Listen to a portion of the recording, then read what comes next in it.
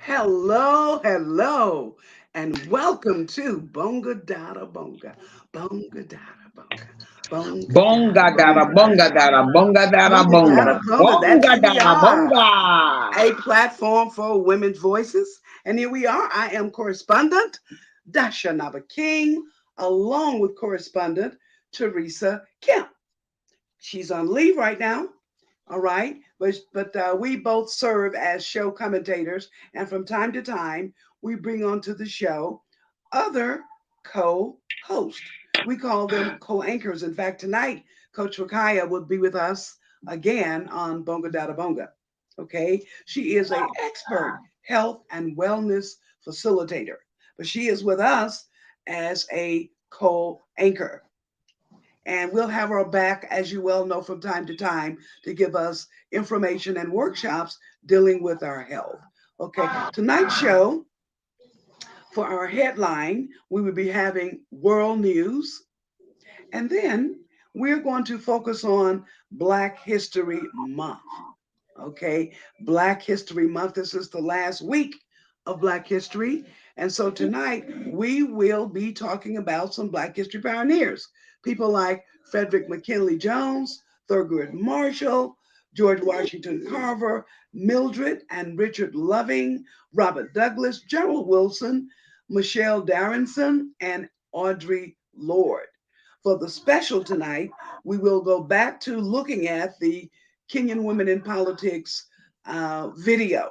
And that's if we have time at the end of the show today to start showing the video again. But the big focus tonight, of course, will be on Black History pioneers.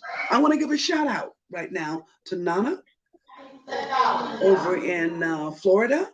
I want to give a shout out to Lady Monifa in Atlanta. I want to give a shout out to Sarah and the girls in Dubai. And I want to give a shout out to Alicia, okay, and her mother and grandmother and family in Ghana. All right. Hello to all of you. We're glad you're here. Speaking of glad, I just want to tell Coach that we're delighted, sweetheart, that you're here on the show tonight. Now, she is a mother of seven, a grandmother of seven, and she has been teaching Spanish for over 35 years. Now, if you have a desire to learn Spanish, Coach is your girl. Coach is your girl, and you're going to love her style of teaching. We do intend and expect that into the 2023 year, she will be offering some of her classes for you online. Not just classes in Spanish, but also classes in health and wellness. Stay tuned for all of that good stuff. Now, she is ushering in the program here on Bonga Dada Bonga as we delve into Black history, and she will bring us the headline news. Here is co-anchor Rakaya. Thank you so much for that introduction, King Dashanaba. Uh, Greetings, blessings, and salutations to all globally. This is Black History Month, and I am here to explain what is Bonga Dada Bonga, a new Bonga Dada platform. Bonga. Bonga Dada Bonga is a new Bonga Dada platform Bonga. for women's voices, a site, a point, a space that thrives to amplify voices of women and survivors who have been historically silenced. Bonga Dada Bonga joins a growing list of service organizations and supporters of women causes in countries across North America, Latin America, the Pacific Rim, and Africa. You will hear phenomenal, extraordinary, even heartbreaking stories of some of the most courageous, powerful, and inspiring women, girls, and some men too. You ever meet. Each and every one of them is a superhero. And at Bonga Dada Bonga, we're Bonga honored Dada and Bonga. proud to share their colorful biographies, experiences, narratives, testimonies, and stories with you. Excuse Why me is one second. Bonga? Excuse me one second, coach. I'm hearing some talking in the background. Excuse me, you, Jova. Excuse me, excuse me. You guys need to. I can hear you guys.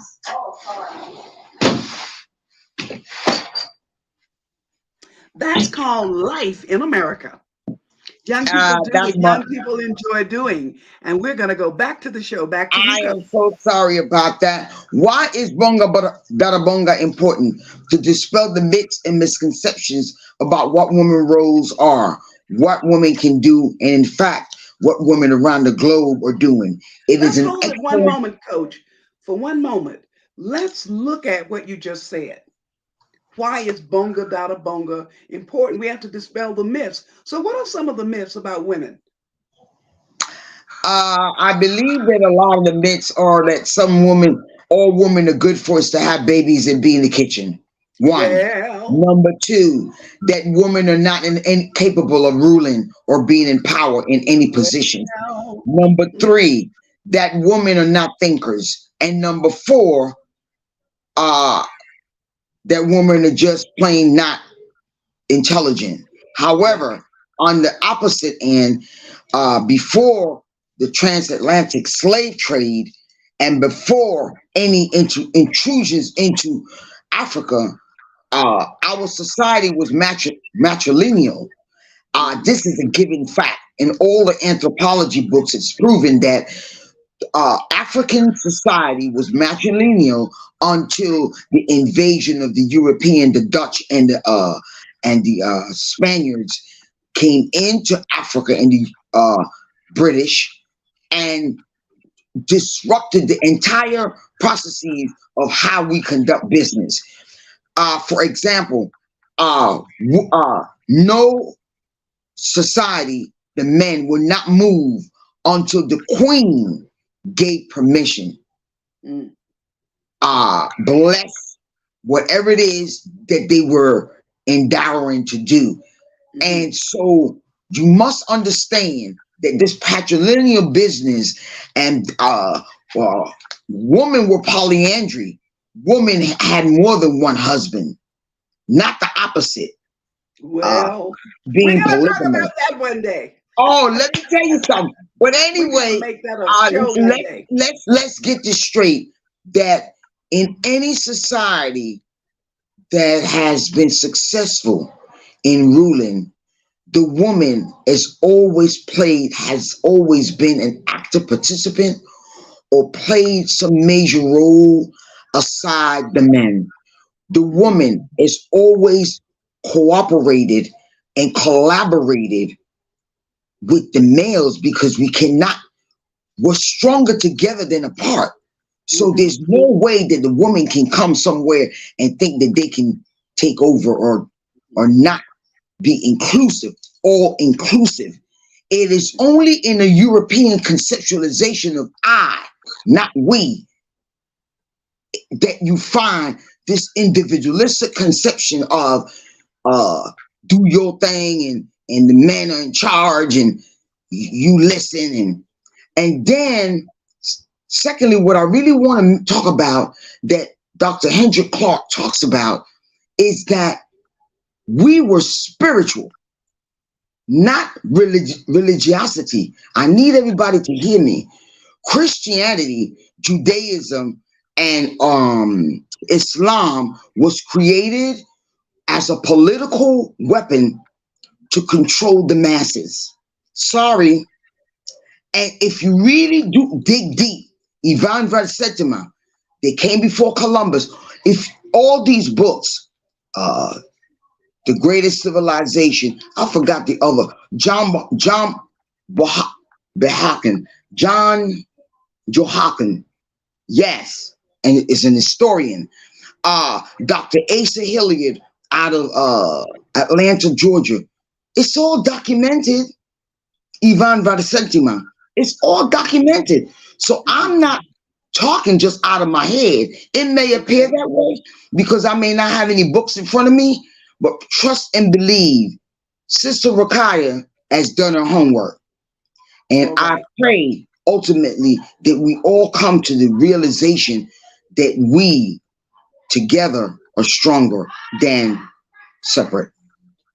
All right. But Let's go back to it. What is BDB important? Why?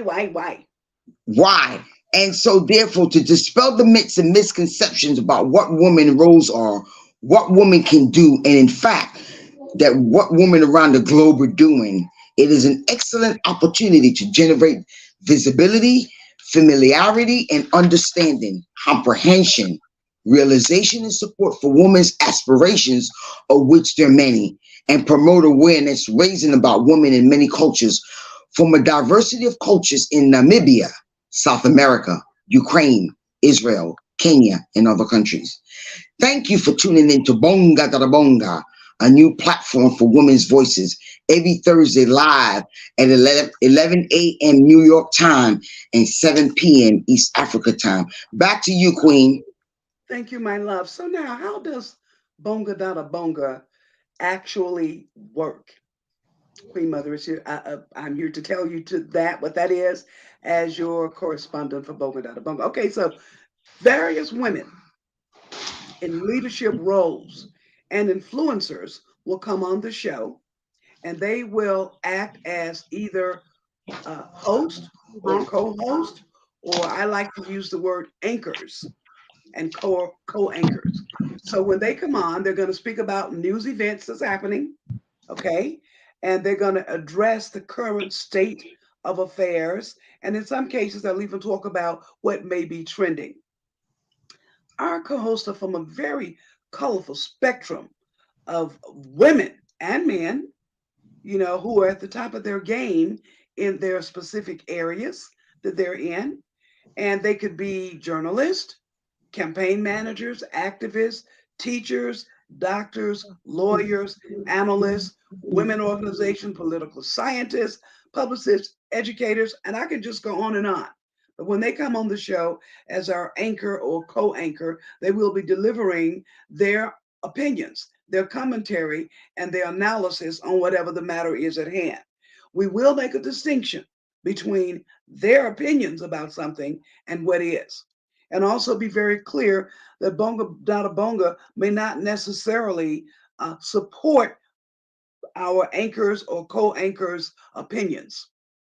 Just want to make that clear. They will come and share what they share, and you know, again, they are seasoned people in their world. So they will share what they share, and their opinion may not necessarily be the opinion of Bonga Dada Bonga as a show, but they're here to serve us, and we're here to listen. All right, and now let us go to headline news. Okay, Dr. Nava.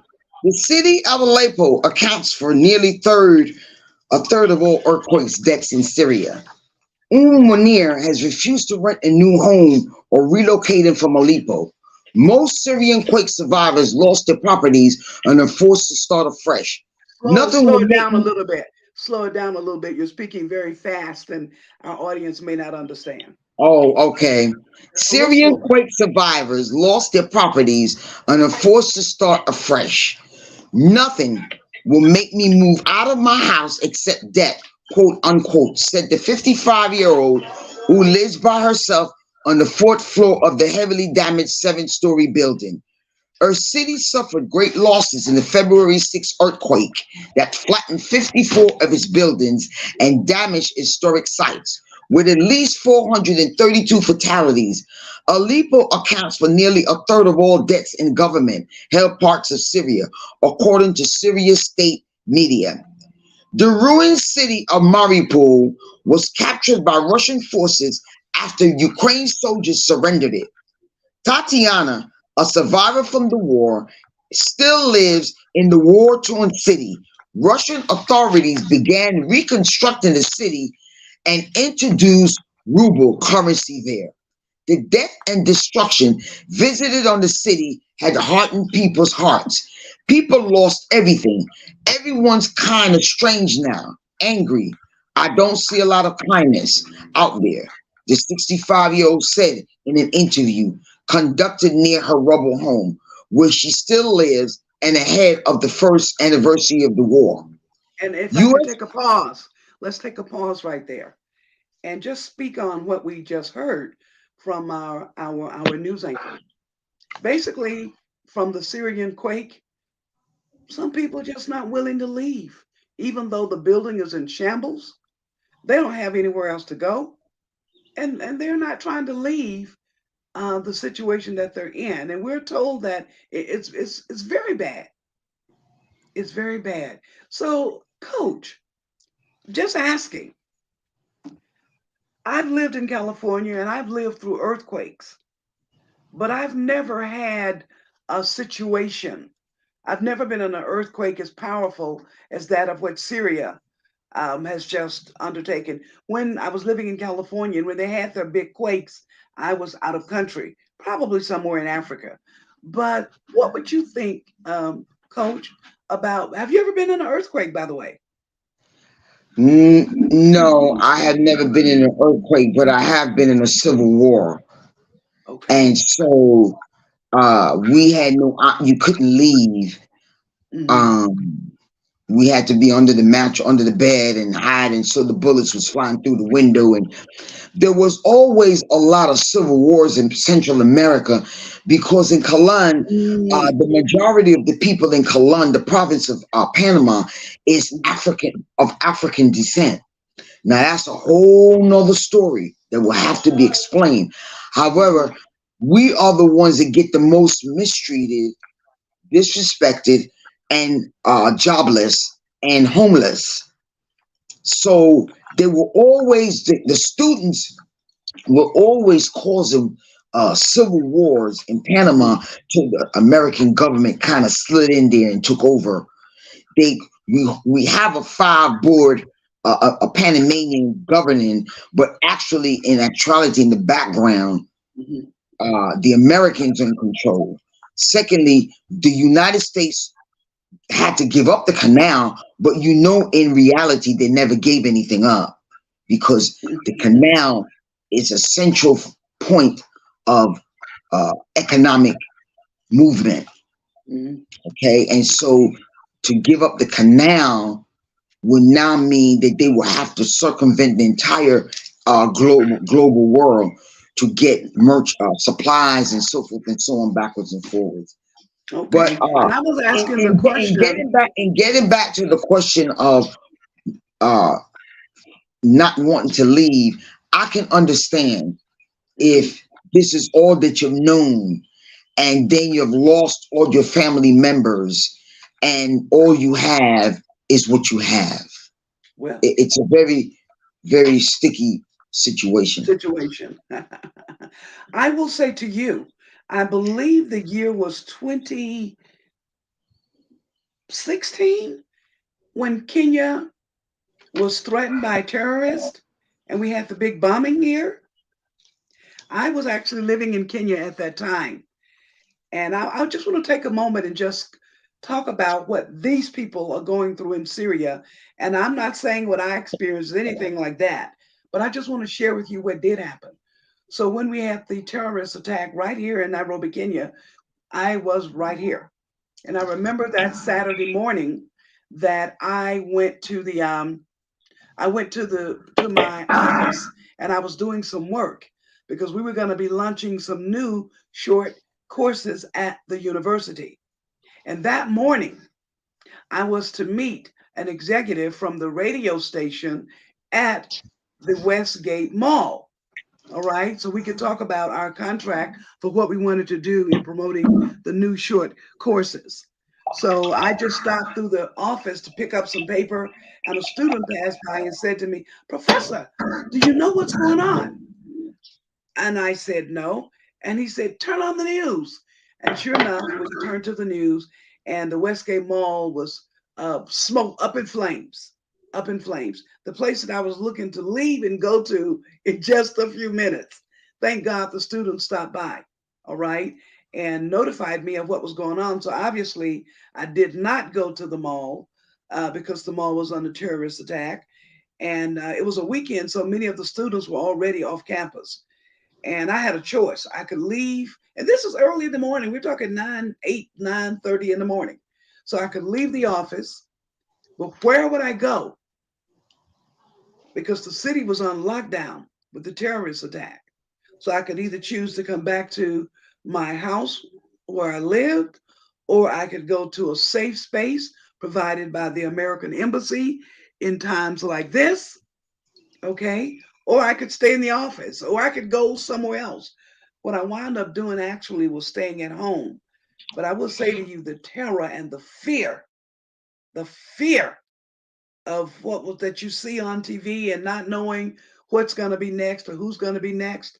Are they going to attack the university? I'm on campus. Should I leave campus or not? It was the most scariest time of my life. So I can imagine, just imagine that what the people in Syria were going through when the building that they lived in had an earthquake and tore up the building, and a lot of people they didn't even find. I cannot imagine what that terror must have been like for them. But here we've heard just in the news, according to some of the Syrian news media, that people are choosing to not go to another city to be safer, that they want to just stay right where they are. Wow, that's amazing. Back to What you, Coach. it's a very sticky situation because in most instances it's best to stay put, but in some instances, and that's a hard call. Um, Mhm. you should move. That's a very uh sticky situation, and Mm, you have to be placed in that position in order to be able to know what decision you're going to make. I right. know that when bullets were flying, it's best to stay where you at because you might just step out your door and get shot and have a bullet put in your head. Well, Um, remember the hurricane 2 years ago in Houston, right? mm, Um, and Katrina was the one where the people were on top of the roof. They had nowhere yeah, to go. right. The water was almost near to the roof. Yes, I And remember. they remember, I will never forget that. And they had to sit on top of the roof in the heat of the sun until someone got to them. There was Hmm. nowhere to go, were they? There, No. there was nowhere to go in New Orleans during the Hurricane Katrina. Mm, Excuse me. hmm. Anyway, um, let's pray that the world and Mother Earth comes to a healing position and that we come back to some type of normalcy because it appears to me that globally there's a lot of movement going on within the atmosphere, Hmm. and to me that means that there's some unsettled spirits. That's my interpretation, that there's Okay. some unsettled spirit somewhere. Okay. Now you see, And ladies and gentlemen, that's a that. Thank you for that, Coach Rakaya. That's an example of our co-anchor giving an opinion, and she stated herself that that was what her my view. opinion, So isn't that great? Isn't that great? Back to you. And what's happening from the U.S. right now? the U.S. First Lady Jill Biden has arrived in Namibia on the first stop of a 5-day Africa tour, part of a push by the United States to strengthen its ties on the continent. She landed at the airport in Namibia's capital, Windhoek, on Wednesday afternoon before heading to Heroes Acre, a war memorial, together with the First Lady of Namibia, Monica Gainkos. Her trip will focus on education, health, and empowering youth and women. She said in a statement on social media, after Namibia, she will go to Kenya, where she will hear from those affected by drought and food insecurity. She said, Wow. Wow. Let Nigeria me speak to supply. that. Wait just a moment. Given that I've lived in Africa a great portion of my life, my adult life, and I have lived, in fact, in Namibia, okay?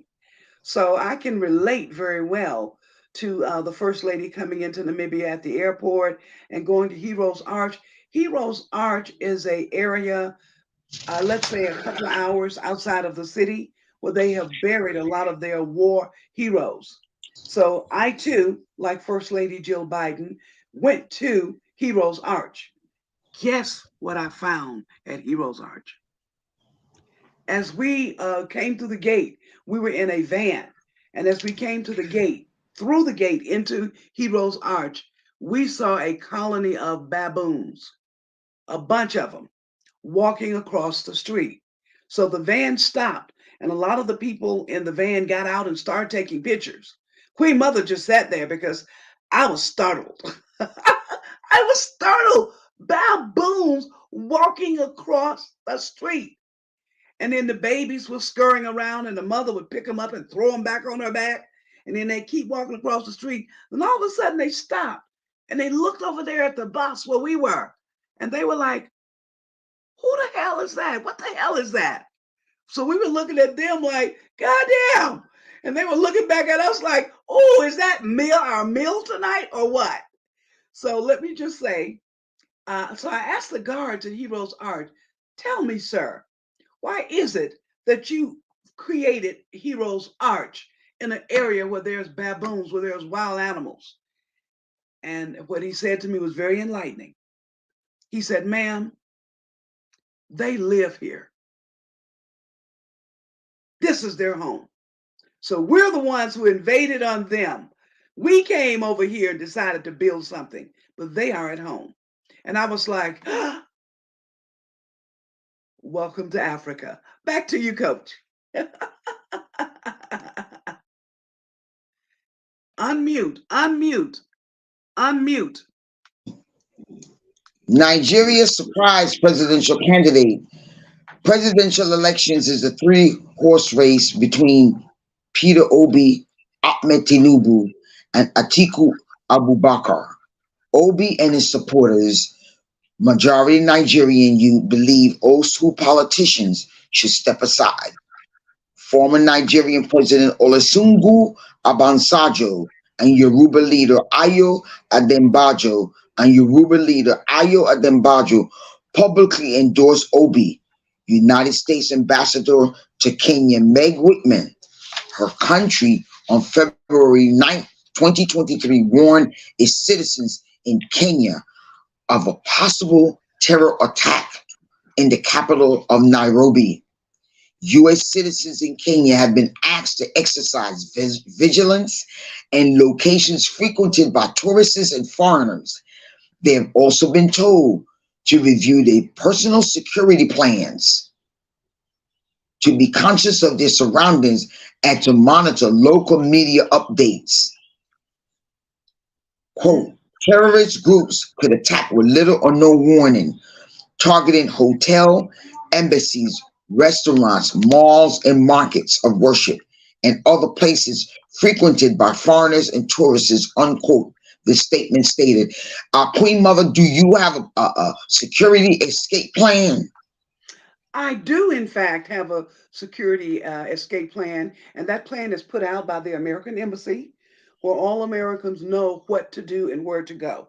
We also do a Okay. program that's called SMART, SMART, where they can send you, the American Embassy can send you a notice at a moment's notice. But you do have to be registered in the STEP program to know what's going on. Now, given that there's a warning this weekend, right, of terrorist attack in Kenya. What do you think, Queen? What do you think I'm going to do? You're going to stay home. That's number one. You're going to stay home and you're going to ensure that you have enough water and enough necessities to last you for a couple of weeks. Okay, I don't know if I have enough for a couple of weeks, but today, as I today as I went out on an appointment today, I did pick up some things like potatoes, sweet potatoes, peas, and I have a little garden outside, so I can Right. always get green skumawiki, green peppers, okay, things like that. I can always pick those.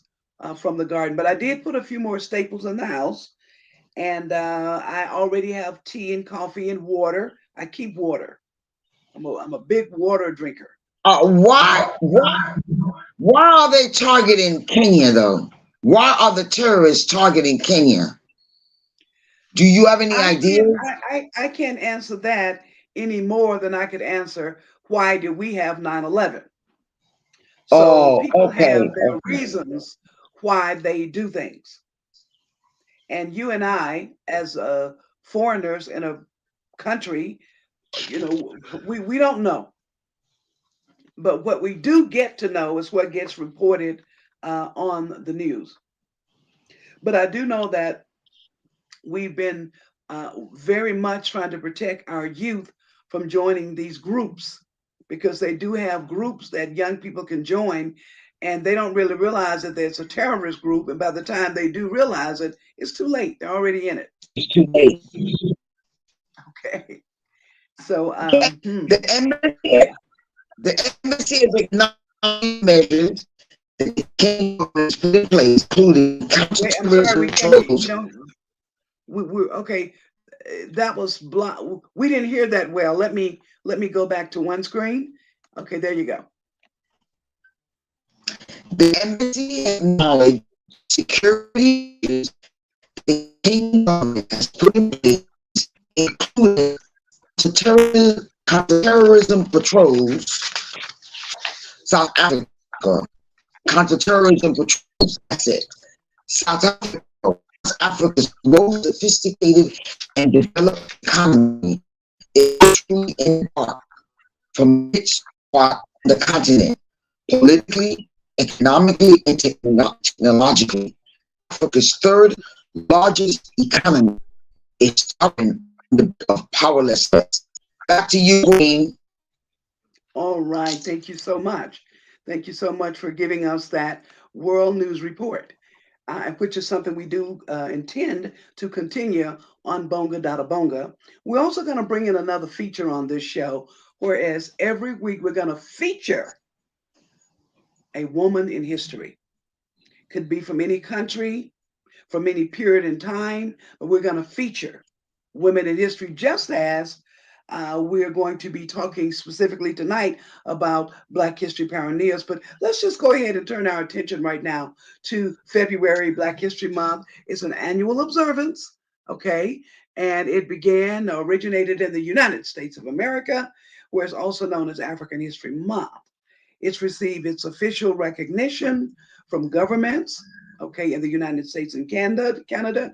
And as of late, we now have people in the UK as well as in Ireland who are observing Black History Month. The significant thing to remember is the people and the events in the history of the African diaspora. The dates for Black History Month are February 1 through March 1, and it's been observed now for about 53 years. So the theme this year for Black History is called Black Resistance. Now, Black Resistance draws attention to how Black Americans have resisted oppression and discrimination for centuries. And they've resisted it, whether it was in the arts, in the public school system, in history, music, the Black press, the church, only to name a few. But we've been resisting, for a long time. So this year, the theme is about what did people do when they chose to resist. Okay.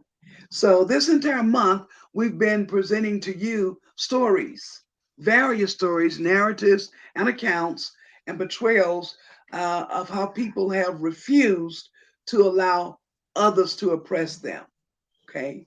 Um, so every Thursday, we've been presenting here on Bonga Dada Bonga during the month of February information about Black history. Okay, so now when it comes to talking about Black resistant leaders, oh my God, there's so many that we can think of. We had resistant leaders in Dr. Martin Luther King, Rosa Parks, Maya Angelou, James Baldwin, Muhammad Ali. These are just a few of the famous names of people you may know and know their story of what they did to resist. For example, in the case of Muhammad Ali, being a Muslim by faith, when they wanted to draft him into the American army, he refused on religious beliefs and religious reasons. So they wound up jailing him for that. But he stood true to his principle and he wound up going to jail. And they, in turn, also decided to strip him of his title because he refused to go fight a war, he said, against people who had done nothing to him. That's exactly what the champ said. Why should I go fight people who ain't done nothing to me? Y'all the ones that's been bothering me, not the people over there. So he refused to go. As a result, he got stripped of his title and he wound up having to serve some time in jail. That's just what he did, and his form of resistance. But tonight, ladies and gentlemen, we want to tell you about some Black pioneers that you may not know very much about, but rightfully so. Because all of us don't know a lot about our heroes. In fact, each year during Black History, and I've been very involved all my life where Black History Month is concerned, even I learn more. There's just so much to know about what the people have done. Okay, like Claudette Colvin, Alice Coleman, Eleanor Holmes Norton. Now, if their names don't immediately ring a bell with you, that's okay, because I don't expect you to know everything. However, you're not alone. So tonight, we want to shine the spotlight on some African American pioneers who you may not know very much about. But we want to tell you about their creativity. Okay. What did they do? All right. So they've made it into the 21st century. And some of these faces shine very brightly, but some of these faces you know nothing about. So tonight, we're going to talk to you about a few of the Black pioneers. Listen to their stories. Coach? Yes, welcome back. Frederick McKinley Jones, 1993, born in 1993 and died in 1993? 1893. Thank you. 1893, and faced his demise in 1961. Was orphaned at a young age and raised by his Catholic priest until he dropped out of school at age 11. After a range of odd jobs, he became a janitor in the auto industry, eventually starting work as an auto mechanic, teaching himself electronics until he was drafted into World War One. After the war, Jones returned to working on inventing machines building a transmitter for his own town's new radio system in the process. He also invented a system that overlaid sound and motion picture. From this, he was hired to develop sound equipment for the movie industry. One day while driving, he thought of the idea of a system that could keep perishable food cool and fresh while in the car. This idea led to a patent, one of an eventual 60 some patents for vehicular refrigeration system. Not only did his idea change how we looked at the seasonal foods,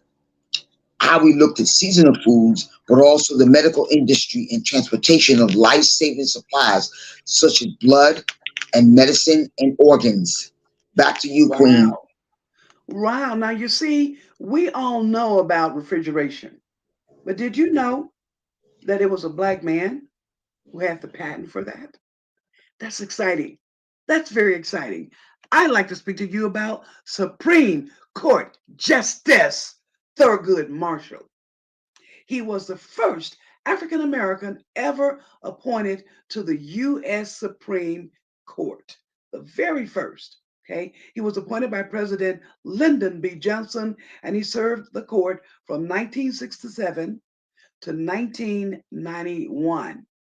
And as you well know, just recently we got, for the first time in history, an Black American woman appointed to the Supreme Court. Yeah? Are you aware of that? Yeah, so she's made history, but he was the first to make history, being the first Black person appointed to the Supreme Court. All right, back to you. We can't hear you. The eminent scientist George Washington Carver developed 300 derivative products from peanuts. Among them were cheese, milk, coffee, flour, ink, dyes, plastics, wood stains, soap, linoleum, medicinal oils, and cosmetics. Back to you, Queen. Wow. Now, you see, I know about soaps and cosmetics and things like that, but again, I had no idea that. Well, no, no, no, no. I do know about George Washington Carver. And basically, they talked about him in the Peanut. But I don't know if I've heard about milk and coffee and flour and ink. I don't recall that. But again, just happy to know what eminent scientists from the African American community have done and are doing.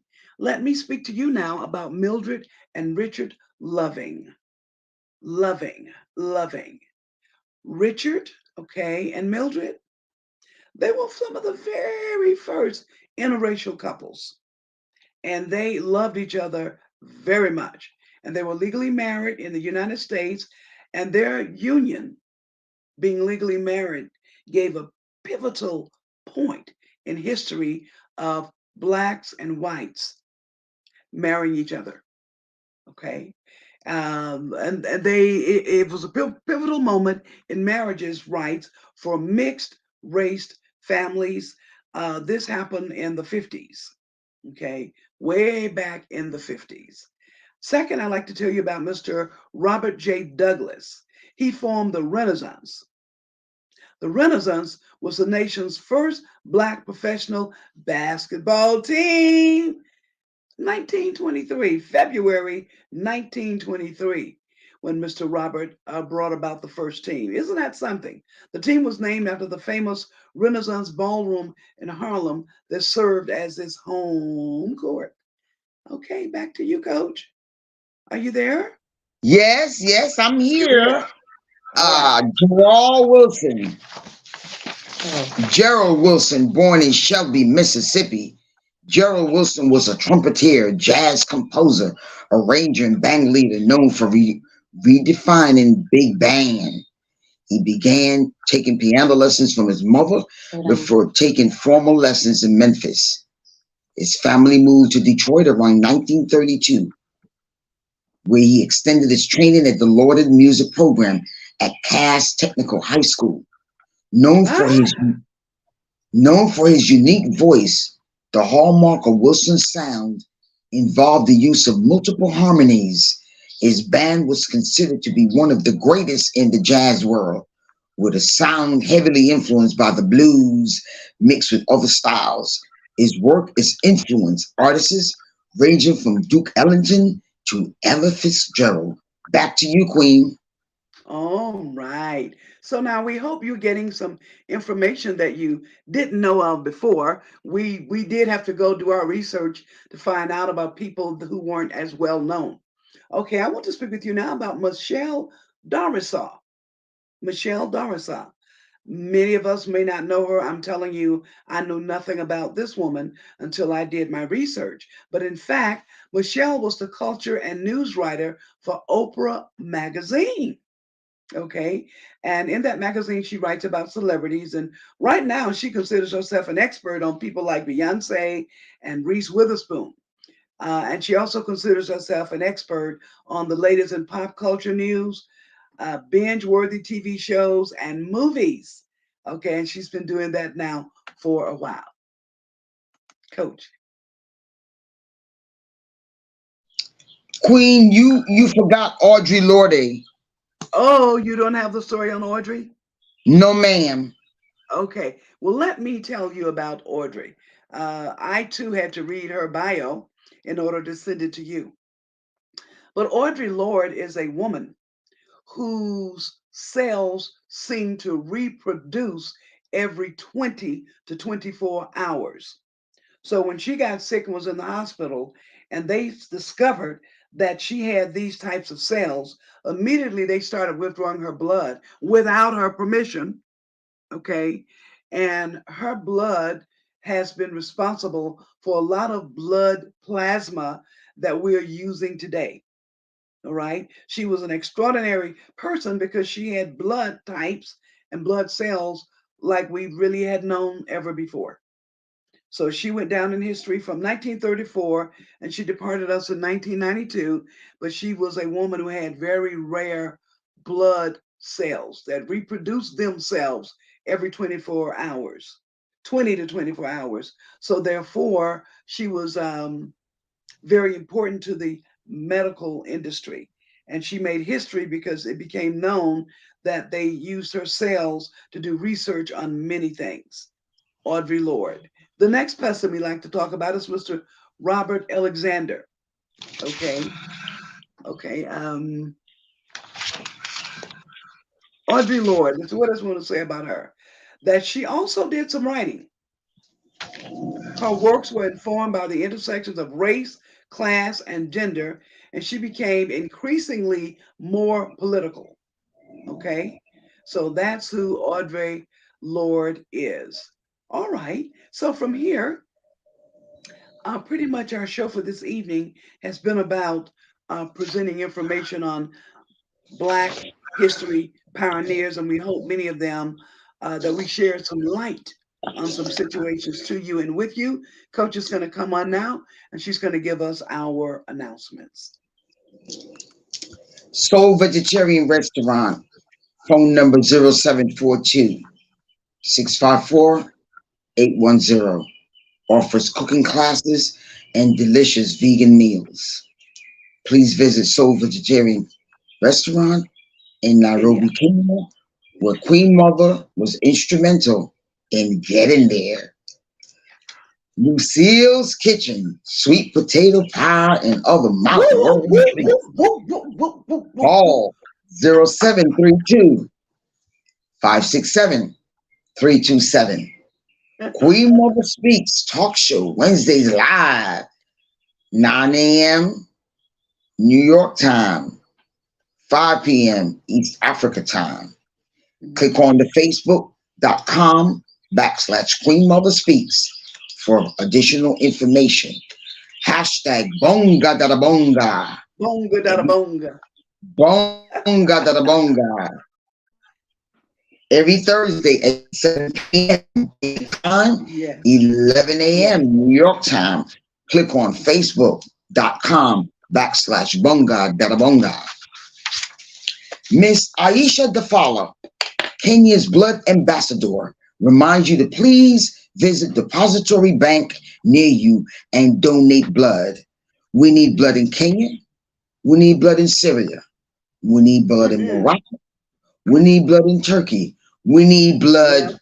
in the American USA. We need blood globally. So if you are able and move to donate blood, kindly visit your Red Cross city or somewhere and do donate your blood. Right. Bliss. You can donate. Blood banks are in every city globally across the world. And so what we're Yeah, asking, but even though Kenya's blood ambassador, Miss Dafala, is asking you to be sure to donate blood in Kenya because our banks are getting very dry, we want you to hear that this message is globally. If you're the in a message position is to donate, globally. please do. But Queen Dafala wants you to focus on Kenya because they probably are low on blood.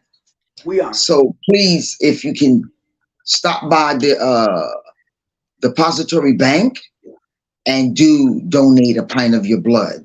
Discipline practices to strengthen our ability to weather challenges. Here's the free link, and Queen will post that on the link on her Diabetes Peer Support Group every Tuesday, 7 p.m. Eastern Standard Time, New York time, virtual Zoom. Contact 1-346-244-7887.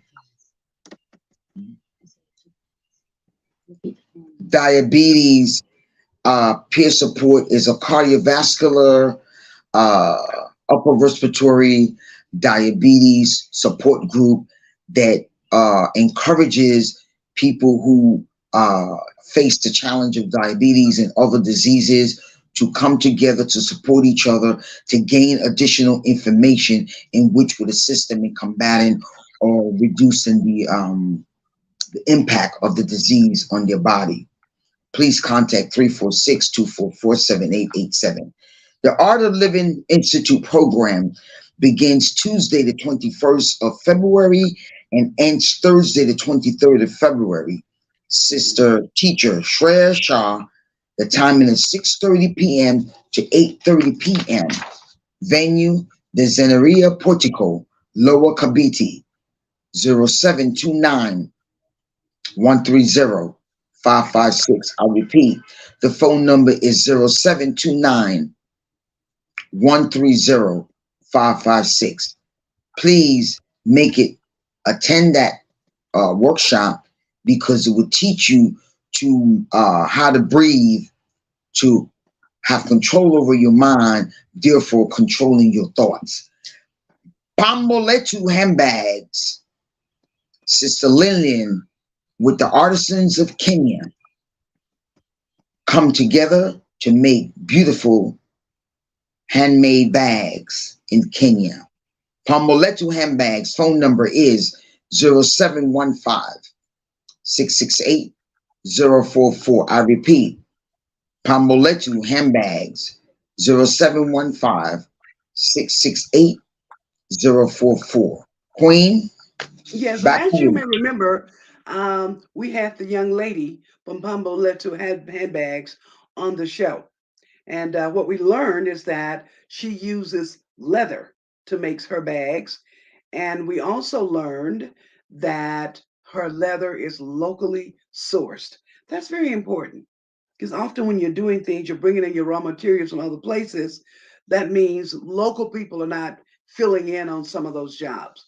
And so, again, she has beautiful bags. So, if you like to see them, if you like to order them, give her a call. She'll send you the online catalog and you can place your order. And she said if you place the order before midday, then you can receive it the same day. 0715-668-044. I can't wait to get my bag from her. I'm looking forward to do that. Okay. So we I invite you to can't continue to tune in. Yes, I can't wait to get my bag either. I hear you. I like the big tote bag, the Uh-huh. overnight, the weekender bag. I see. I see Hmm. what she's got them all for us. And Yes. we'll make sure that you do get your bag. We will make sure of that. We just want to invite you to continue to tune in to Bonga Dada Bonga, this new platform for women voices. And we want to hear from you in terms of who you want to see on the show. You can bring in both men and women. It is a platform for women's voices, but if a man got something he want to say to a woman, we are ready to listen. So please give us the names and the phone numbers and the email addresses of those you'd like to see on the show. We'll do the rest. Just give us the contact information, and Bonga Dada Bonga will take it from there. Coming up next on the Bonga Dada Bonga show, we will be moving into Women's History Month. And remember that this Bonga Dada Bonga show is a genesis of Queen of the Women's History Month last year because Kenyan women came on the show and they were all concerned about the upcoming election. And many of the women was not in a position to have the funding that they needed to be running for office, which is why we opened up this platform in the first place to give them the opportunity to have a voice. Yes, Bonga Dada Bonga, it is a platform for women's voices. So starting from next week and throughout the month of March, we will be bringing you stories of for Women's History Month. And we will continue with showing of the Kenyan Women in Politics series because you keep calling for that because those shows were dynamite. So we'll give you little snippets of that off and on, right? And during Women's History Month, we'll bring on women. Now, Women's History Month for this year has two themes. One theme is about women in the digital world, and the other theme is about women telling their stories. And so we're going to go with the women telling their stories theme for Women's History Month, and we'll be inviting women on the show to tell their stories. Now, there is a little, how shall I say it? It's going to be a little different because the stories that we want the women to tell is not just to come on and give us a story. We want women to give us a story about being stuck between a rock and a hard place and what did they do to get out. And I'll tell you about the rest of that on next week because that's tied directly into another project that we are working on. Okay. Once again, this is Bonga Dada Bonga. I want to thank Bonga Dada Bonga co-anchor coach and as well as those pioneering black leaders who paved the way for us. I hope you enjoyed hearing about their exciting life stories. And we're also happy that you're here because if you weren't here tuning in, we wouldn't have a show. But you being here puts the icing on the cake for Bonga Dada Bonga. We say to you, Asante Sana, Madasi, thank you, gracias, Aquaba, arigato gozaimasu. And do you have anything to add, Coach? No, I believe that we covered a wide variety of subjects today, and truly enjoyed Bonga Dada Banga, Bonga Dada Bonga. And I hope that what I would like to ask everyone to do is to share to 5 people in their family about the show. And Mhm. those who are going to be sharing for the Women's Month is going to be very enlightening and a And rude very exciting. awakening. Very Yes. exciting. And if Mhm. you have a story that you would like to share with us, contact Queen Dashanaba or myself, messaging me, and we will make it every Let's effort. tell them how they can do that. They can literally go into the Bonga Dada Bonga Facebook page and write Right. your request there. We'll pick it up. We do check into the chat areas and the messaging areas on all of our social media platforms. And that's Yes. how you can reach us. You can also reach us just by going to the bonga dada bonga at gmail.com. You can go directly there and give us your information. Once again, we thank you for tuning in to Bonga Dada Bonga every Thursday live at 7 p.m. Kenya time, 11 a.m. New York time. This is Bonga Dada Dada Bonga. Bonga. And we will see you next week.